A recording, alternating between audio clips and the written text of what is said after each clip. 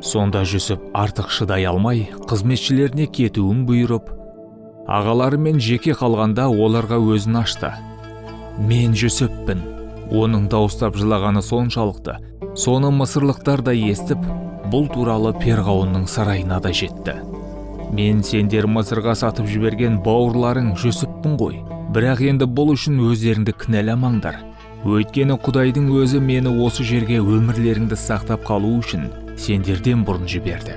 Елді аштық жайлағалы 2 жыл өтті. Енді келесі 5 жыл бойы да жер өңделіп, астық егілмейді.